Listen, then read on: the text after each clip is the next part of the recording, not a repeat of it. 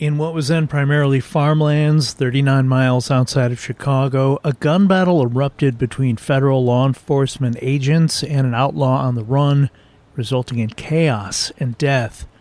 This is the story of Babyface Nelson and the Battle of Barrington. I'm Tommy Henry, and this is the Chicago History Podcast.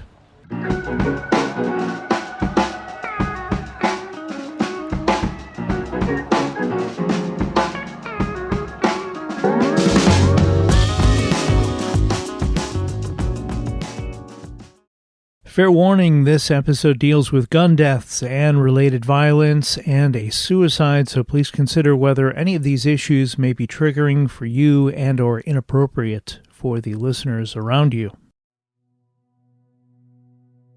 The person who would become known as Babyface Nelson was born Lester Joseph Gillis in Chicago in December of 1908, the youngest of 6 surviving children of Mary and Joseph Gillis, 2 immigrants from Belgium. Joseph worked as a tanner, and the 1910 census shows they lived at 942 North California Avenue. At the age of 6, Lester Gillis was enrolled at Lafayette Public School at Augusta and Fairfield, not far from Humboldt Park. 3 years later, his parents moved him to a new school, St. Mark's, a parochial school just 2 blocks from his old school.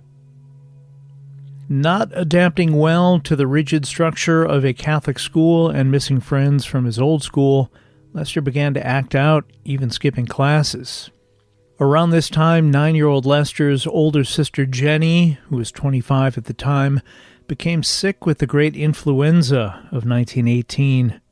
After 8 days, Jenny died, traumatizing Lester. His parents decided to send him to St. Patrick's boarding school in Momence, Illinois, about 50 miles south of Chicago. As Lester's 16-year-old sister Leona attended the school, his parents thought the transition might be easier for him. A month passed, and his parents received positive reports, but Lester was not a fan of the school. He hitchhiked back to Chicago, carrying a kitten he found, and convinced his parents not to send him back. They reluctantly agreed, saying he'd have to re-enroll at St. Mark's and would need to follow the rules. I got to stop right here to point out this kid was 10 years old when all this hitchhiking was going on. And if you're thinking, but these were different times, just stop right there. So much could have gone wrong. On July 4th, 1921, at the age of 12, Lester accidentally shot a friend in the jaw with a pistol he found and was sentenced to a year in a state reformatory for boys. A little more than a year later, in October of 1922, Les was arrested for stealing a car and joyriding. This had become a thing for Les and his other 13-year-old pals in the neighborhood. They would borrow cars from neighbors, without them knowing, of course, then drive around until the gas tanks were empty. The cars would be returned undamaged, but you can see how neighbors might not have appreciated this tomfoolery. With this arrest, he was sentenced to the Illinois State Home for Delinquent Boys in St. Charles, Illinois, about 40 miles due west of downtown Chicago, for 18 months. When Lester was released, he began hanging out with a group of teens he had known since they were kids, but these teens had a new hobby: stealing car parts and even entire cars. On one of the final days of summer in 1924, a stolen car Lester was riding in was pulled over, and he was sent back to the boys' school in St. Charles. He was 15. Tragedy struck the Gillis household once again on Christmas Eve, 1924, just 6 years after his sister Jenny died, when Lester's father Joseph, battling depression over a failed business, took his own life in front of the family oven. Joseph Gillis was 55. He had snuffed out the oven's pilot light and turned the gas jets on high, leaving his wife Mary to discover his body. 3 days later, Lester was escorted from the boys' school in St. Charles to attend his father's funeral. Joseph Gillis was buried next to his daughter Jenny in a cemetery in River Grove, Illinois. When he was 20, Lester was working at a Standard Oil service station not far from his parents' home. The service station was also the meeting place for a group of young tire thieves. Lester became enamored with the lifestyle and eventually met a criminal who hired him to drive bootleg alcohol to the suburbs. This was, after all, during Prohibition. It wasn't long before Lester Gillis fell in with a local crew called the Totes Gang and, claiming he was tired of police harassing him, adopted the alias George Nelson. The criminal exploits of Lester Gillis, now George Nelson, began to ramp up, not just in frequency, but with the violence that ensued.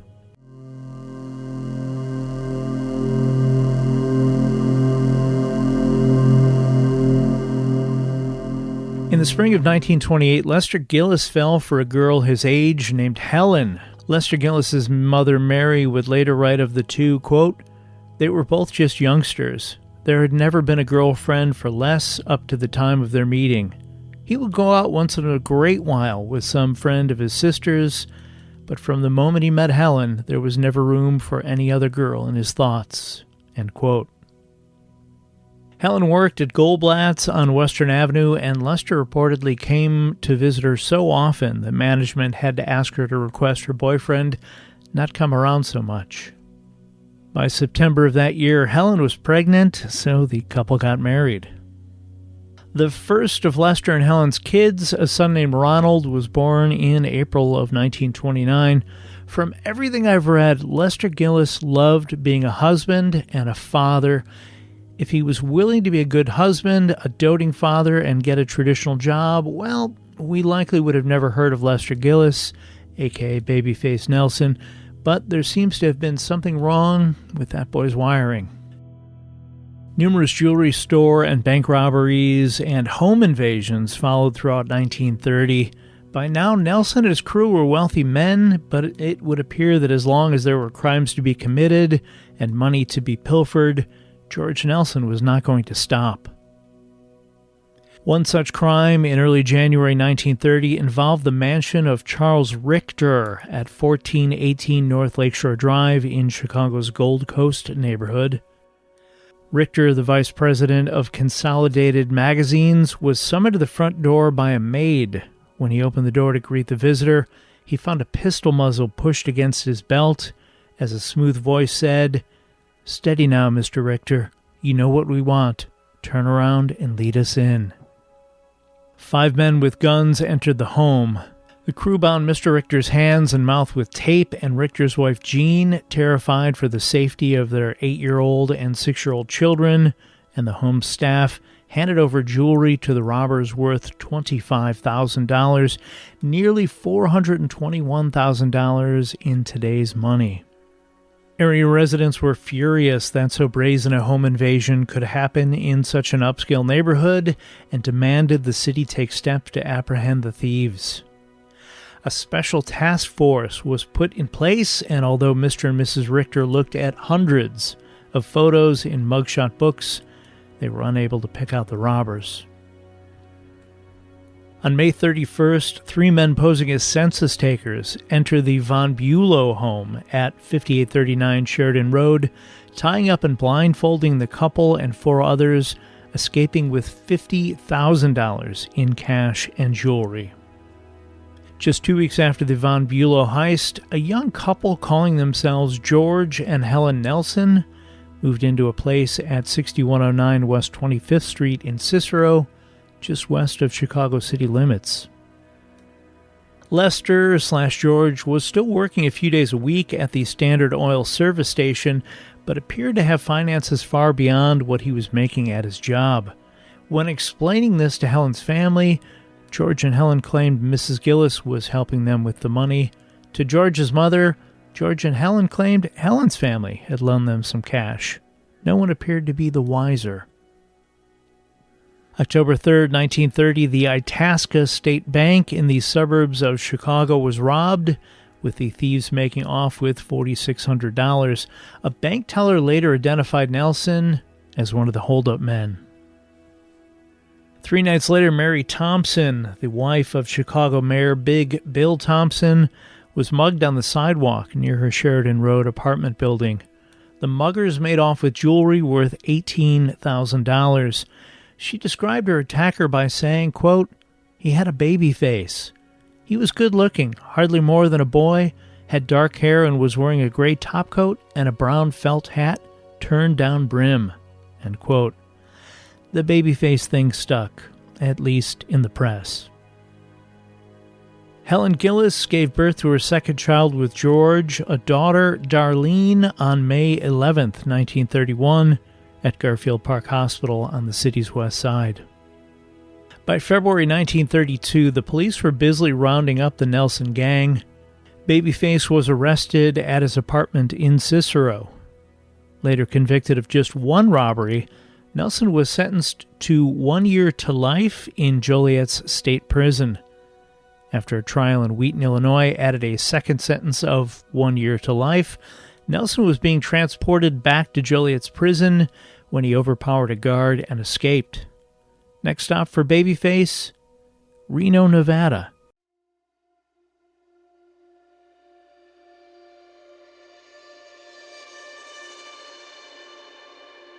In Reno, George Nelson took on a new alias, Jimmy Johnson. His old Chicago crew, the Tootie Gang, had set him up with a gambler named William Graham, who basically controlled the city of Reno then.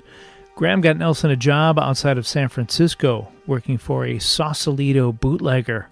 It was here he met Joseph Fatso Negri and John Paul Chase. George Nelson's time in Sausalito ended up getting cut short when locals spotted a familiar face in the pictures of a detective magazine. Not even his pals Fatso and Johnny Chase knew their friend Jimmy Johnson was Chicago mobster Babyface Nelson. By the fall of 1932, Nelson headed back to Reno and then back to Chicago. By the age of 25, Babyface Nelson stood 5 feet 4 3/4 inches and weighed 133 pounds. His temper certainly far outmatched his diminutive size. It was in Chicago that Babyface Nelson met up with an even bigger gangster than he was, John Dillinger. Now, to keep this episode from being an hour long, I will assume many of you at least have a rough awareness of John Dillinger. If you don't, well, he was a pretty bad dude. Bank robber, killer, you get the idea. Dillinger's gang with Nelson went on to rob banks in Sioux Falls, South Dakota, Mason City, Iowa, and South Bend, Indiana. During the South Bend, Indiana heist, a policeman was killed during the crew's getaway. Dillinger's gang, including George Nelson and wife Helen, decided to hide out at the Little Bohemia Lodge in Manitowish Waters, Wisconsin, approximately 170 miles northwest of Green Bay, Wisconsin. Someone at the lodge allegedly recognized the gangsters, and a call was made to the Division of Investigation, the precursor to the FBI. Federal agents, including Melvin Purvis, saw their chance to capture Dillinger and his associates. They quickly traveled by plane to the upper part of Wisconsin. The adage, fail to prepare, prepare to fail, is about to come into play. As the dinner crowd was just leaving the Little Bohemia Lodge, the timing could not be worse for the federal agents. Seeing a car with 3 men departing, the agents shouted for them to stop, but apparently the men in the car did not hear the agents, who then opened fire on the car, killing one of the occupants, a 35-year-old Wisconsin resident named Eugene Boisneau. Dillinger and a few of his guys escaped out of the back of the lodge, which was unguarded. Babyface Nelson, who was in a cabin away from the lodge, came out guns a-blazing. Melvin Purvis's men returned fire, and Nelson retreated on foot through the woods. He flagged down a car, taking the couple in it hostage. He then had them pull off at a house owned by a man named Alvin Kerner. Noticing the unfamiliar vehicle in the drive, Kerner called the police. Within minutes, a car arrived containing federal agents W. Cotter Baum and J. Newman, and a local police officer, Carl Christensen. Realizing the men were federal agents, Babyface Nelson opened fire with a custom-converted machine gun pistol. Wounded in the barrage of bullets was policeman Christensen, who was shot 9 times in the chest, arms, and legs, and federal agent Newman, wounded by a single gunshot wound to the head. W. Carter Baum, who was shot 3 times in the neck, died nearly instantly. This would be the first killing directly linked to Nelson. Years later, an associate of Nelson would link him to an earlier killing at a roadhouse in Summit, Illinois. Nelson was later quoted as saying Agent Baum had him cold, and Nelson couldn't understand why Baum hadn't fired. It was revealed during the investigation that the safety on Baum's gun was on. 3 of the women who were with the gang at Little Bohemia, including Helen Gillis, were arrested inside the lodge. After being interrogated by the authorities, the 3 women were convicted on charges of harboring and released on parole. All the members of the Dillinger crew eventually regrouped back in Chicago, but the clock was ticking. Robbing banks was one thing, but killing a federal agent? That put the gangsters in a whole new wanted bracket. John Dillinger was now public enemy number 1. Homer S. Cummings, the Attorney General of the United States, approved a $10,000 reward, approximately $210,000 in today's money, on June 6, 1934, for the capture of John Dillinger, and $5,000 for information leading to his arrest. The poster with this info has a now familiar name at the bottom, John Edgar Hoover, Director, Division of Investigation. J. Edgar Hoover would go on to serve as the director of the division that would soon become known as the FBI for 48 years, until his death in 1972. On July 22, 1934, John Dillinger was leaving the Biograph Theater in Chicago when he was confronted by federal agents led by Melvin Purvis, who had been tipped off to his whereabouts. Reaching for a gun as he was trying to escape, he was shot dead in a volley of bullets. 2 of the agents there that night were Samuel Cowley and Herman Hollis. George Babyface Nelson was now public enemy number 1. The manhunt for Nelson was on.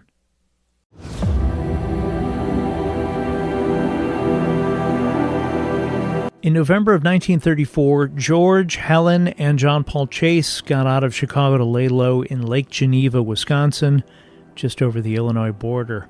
Back then, more than 20 years before the completion of Interstate 90, the best route to that area of Wisconsin was Northwest Highway, which passes through Barrington, Illinois, nearly 40 miles from downtown Chicago. On November 27, 1934, the Division of Investigation received a tip that Babyface Nelson and his associates might be returning from Wisconsin. Agents Thomas McDade and William Ryan spotted Nelson's V8 Ford on Northwest Highway near Barrington, Illinois, and began pursuing them. Bullets from the car were exchanged until shots from Nelson's gun disabled McDade and Ryan's car. Within moments, a second car, driven by agents Herman Hollis and Samuel Cowley in the passenger seat, began pursuing Nelson's V8 Ford. After a brief chase, George Babyface Nelson stopped near the entrance to what was then Barrington's North Side Park. The agents stopped their car approximately 100 feet away, taking cover behind the vehicle's passenger door. There were more than a dozen civilians nearby. George Nelson told Helen to lie down in a nearby ditch, and then he and John Paul Chase opened fire on the agents. During the roughly 45-second gun battle, a single .45 slug from Agent Samuel Cowley's machine gun struck Nelson in the lower abdomen. Despite his wound, Nelson stepped from behind the car and walked toward the agents while firing his gun. 2 of the bullets struck Cowley. Several pellets from Agent Hollis's shotgun struck Nelson in the legs, taking him off his feet.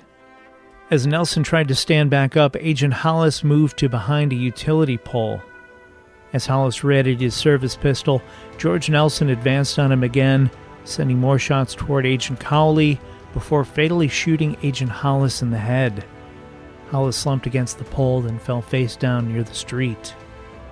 Nelson staggered over to the agent's car, driving it over to his own disabled Ford. After transferring some guns and supplies, John Paul Chase got into the driver's seat of the agent's car, and the 2 men fled with Helen Gillis.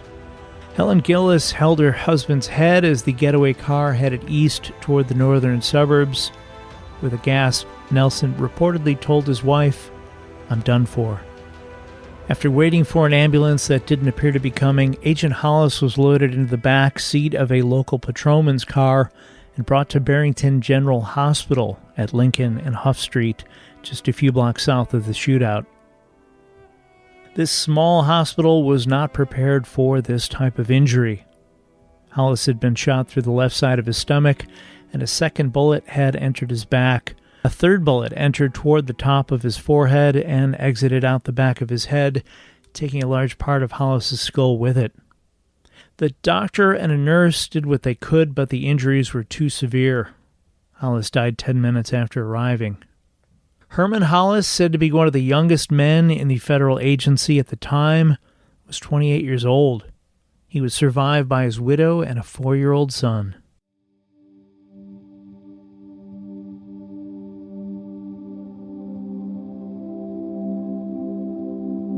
Minutes after Hollis was taken to the local hospital, another physician showed up to tend to Cowley at the scene. Once loaded into an ambulance, Cowley was taken to Sherman Hospital in Elgin, Illinois, roughly 14 miles south. It was determined later George Babyface Nelson was shot a total of 9 times. In addition to the 8 shotgun pellets from Agent Hollis's shotgun that had hit his legs, the single machine gun bullet that had struck his abdomen would prove to be the fatal shot. Nelson gave directions as Chase drove them to a safe house on Walnut Avenue in suburban Wilmette. Nelson died in bed with his wife at his side at 7:35 p.m. Agent Samuel Cowley died later that night at Sherman Hospital in Elgin, his wife holding his hand and his 8-month-old baby asleep 1 floor below. Cowley also left behind a 3.5-year-old son. The morning after the shootout, Chase and Helen Gillis drove George Nelson's body to St. Paul Lutheran Cemetery in Niles Center, Illinois, now Skokie, and left his body not far from the cemetery gates, wrapped in a blanket. Much was made in the press about how his body was discarded and that under the blankets he was naked, except for a strip of cloth around his waist. George Nelson's body was found after a caller phoned in a tip that it was there, a caller that was likely Helen Gillis. It was then taken to the Cook County morgue and held in the same room on the same table that held the body of John Dillinger 4 months before. Guards were posted in case Nelson's widow, Helen, tried to sneak into the morgue for one last look at her beloved. Later that day, a reporter from the Chicago Tribune knocked on the door at the home of Lester Babyface Nelson Gillis's mother's home at 5516 South Marshfield Avenue. Mary Gillis, 65, answered the door holding a baby. Behind her stood 4-year-old Darlene Gillis, Babyface Nelson's daughter. As the reporter began to say, "Your son has been found," Mrs. Gillis cut him off, saying, "You aren't telling me anything I don't know. I just heard it on the radio. Thank you for not telling me right out he was dead, but we know he's dead." George Nelson's older sister Juliet, 31, and the wife of a clerk, screamed at the visitor, "I know you're from the papers," before slamming the door. Both Helen and John Chase were still wanted by the authorities. Chase figured out a unique way to get out of town. He answered a newspaper ad looking for drivers to transport vehicles to the West Coast. Using the name Elmer Rockwood, he applied and got the job. For driving a Studebaker to Seattle, he was paid and went on his way. The day after George Nelson's body was found, Helen Gillis was arrested without incident. She was grilled about the whereabouts of John Paul Chase, but she honestly didn't know where he was. Chase would be captured within the month and sent to prison, serving 32 years before being released in 1966. Chase died from cancer in 1973. As it was determined she did not take an active part in the gun battle in Barrington, Helen Gillis was convicted of violating her parole from the Little Bohemia upheaval. She received a sentence of 1 year and 1 day. On December 9, 1934, Helen Gillis arrived at a federal detention farm in Milan, Michigan, to begin her sentence. After her release, she returned to the Chicago area, living a relatively quiet life, as few connected her married name of Gillis with the infamous name used by her husband, Babyface Nelson. Helen Gillis, the widow of Lester Babyface Nelson Gillis, died in Fox Lake, Illinois on July 3, 1987. She is buried next to her husband, Lester Gillis, at St. Joseph Cemetery in River Grove, Illinois, a suburb approximately 16 miles slightly northwest of Chicago. Neither of their simple headstones, both near his parents and his sister Jenny, bear any mention of the Nelson name. Lester and Helen's children followed not long after their mother. Darlene passed in 1994, and Ronald in 1999. Barrington's Northside Park was renamed Langendorf Park, and in the summer of 1993, a stone marker with a bronze plaque honoring Agents Hollis and Cowley was dedicated on Lions Drive, not far from where the Battle of Barrington took place. The age of the gangsters faded over the following decades, with few leaving as lasting an impression as that of Lester Gillis, a.k.a. George Babyface Nelson.